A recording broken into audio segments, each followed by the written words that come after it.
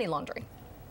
Dave? Oh, I thought you were going into a clip or something. Well, it hasn't been made yet. Yeah, well, it was such a good setup. Even Matt wouldn't have a clip if it hasn't been made yet. I would. Here's the thing about Dorothy you have to understand. She doesn't finish, she stops. So I thought we had more. Good morning you know to what? My mind was still on the discussion we were having during the commercial break. Right. Matt Atchity from Rotten Tomatoes is with us. Thank you. Getting some applause here. All right. Okay.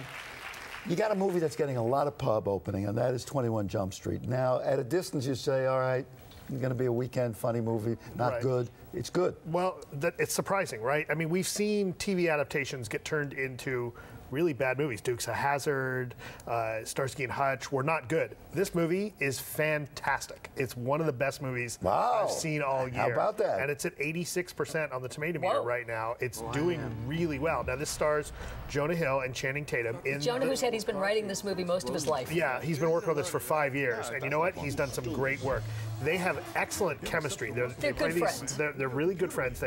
They're good friends in the movie. They play these two cops who screw up their first arrest, and then they get kicked out to Jump Street, which is the old project that we had seen in the TV show on Fox way back in the 80s, like 87, 88, I think.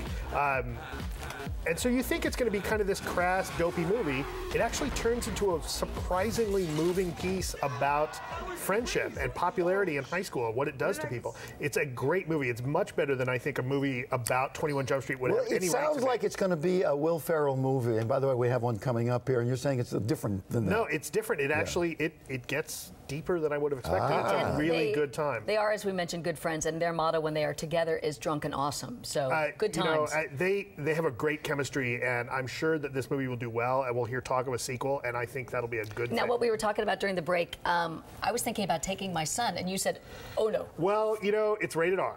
Yeah. So, I let him see Act of Valor, but I don't usually let him see R-rated movies. Well, I'll tell you, your son probably wants to see this, but he wouldn't want to see it with you. Yeah, okay. You know what? I say I don't usually take him to R-rated movies or let him see. He saw Bridesmaids at a friend's house, and I was kind of upset. He can handle it. You can't. Okay, then. All right. He can handle the bridesmaid. Jeff, who lives at home. Now, this is a soft movie, which I understand is good, and I fear nobody's going to go see it. I'm a little worried about that too, but it is a good movie, especially if they've just watched that story that you were talking about with people living in their basement. The boomerang generation, people going back to their parents. So Jason Segel plays a man. Front cover of the LA Times today, that's Yeah, Jason Segel plays a man who still lives with his mom. He's kind of directionless. He's got one job to do on his mother's birthday. She's asked him to go to the store, get some wood glue, fix the door at the house.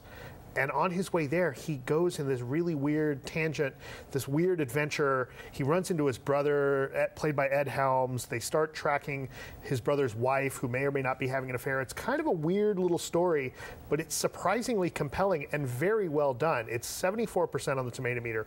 I personally really enjoyed it. I thought it was a great movie, and I really recommend it. You've got great performances from both Helms and Jason Segel. You've got Susan Sarandon, Ray Dawn Chong. It's directed by the Duplass brothers, who had done Puffy Chair. But this is like a big movie for them compared to this is probably their big Hollywood film, and I think they've kept their sensibility. And if you like their previous films, like Puffy Chair and Baghead, you're going to like this one. Would you call this like a big-time mainstream mumblecore? Sort of, but they're not really mumble. Okay. All right, now, I mentioned Will Ferrell. He's made a movie that is a takeoff on all the telenovelas you see. Now, telenovelas seem like a takeoff sometimes. They do. Yes. They do. And this one hits awfully close to home.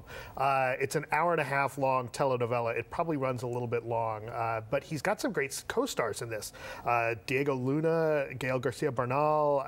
He's got some real actors messing around with him in this film. It's kind of the standard telenovela plot that you would expect, kind of family craziness. The movie is not that good. It's about 41% on the tomato meter. Most of the critics are saying, and I agree with them, that this is better suited to a sketch or something that you would see as part of a movie like Grindhouse, maybe 20, 30 minutes. But I don't know that, it doesn't really work. It gets awfully thin, awfully fast. But if you want to see Will Ferrell speak in Spanish for an hour and a half. Is the whole movie in Spanish? Yeah, the whole movie's in Spanish. With titles? Is that with titles, yeah. Now, Monday you're going to see Hunger Games. I'm going to go see Hunger Games. Are there finally reviews on Rotten Tomatoes, or did I just really break that embargo? No, well, they've officially said that the embargo will be lifted on Tuesday morning. So I'm in trouble for saying that it's a phenomenal movie, and it'll have one of the highest ratings ever on Rotten Tomatoes. I got to tell you, that's a good sign that if they're releasing the embargo that early, that means that that means the studio is confident confident that the reviews You know are going what's to be shocking about good. this? We've done so much on Hunger Games. I thought it opened last week. We've done so much. There's been so much hype Right, the on premiere was this week. this. Yeah. And when does it open?